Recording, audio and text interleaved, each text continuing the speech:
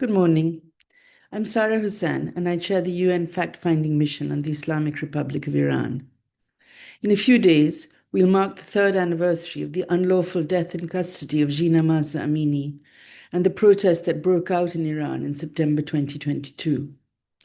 3 years ago, the UN Human Rights Council established the fact-finding mission on Iran to undertake a two-pronged mandate: to investigate alleged human rights violations in the context of the protests, especially those relating to women and children, and to collect, consolidate, analyze, and preserve information and evidence to support potential legal proceedings. Over 2 years, the fact-finding mission collected and preserved over 38,000 evidence items and interviewed nearly 300 victims and witnesses inside and outside Iran.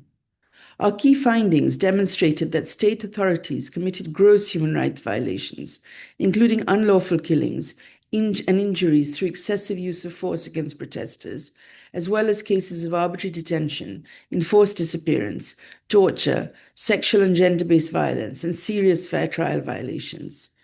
We found that some of these violations amounted to crimes against humanity, including persecution on the grounds of gender.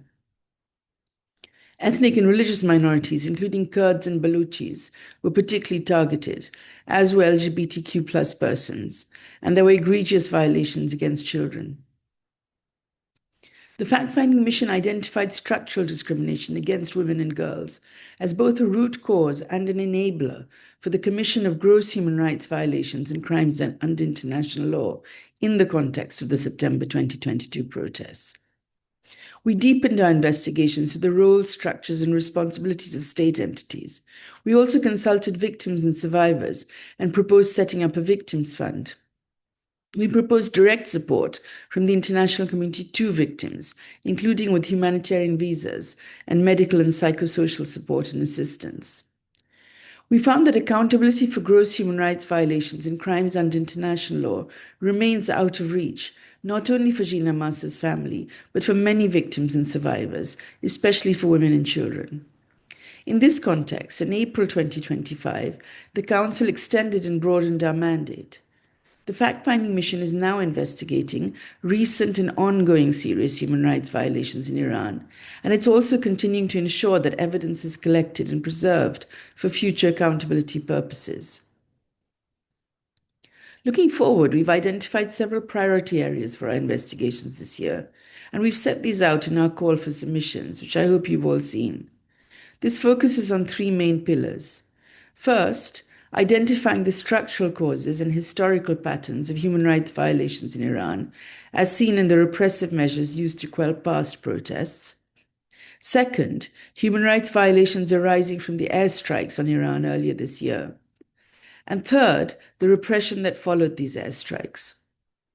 The mission will also continue to investigate, amongst others, allegations regarding the use of the death penalty, arrest, detention, and enforced disappearance, and unlawful, unnecessary, or disproportionate use of force, leading to killings and injuries.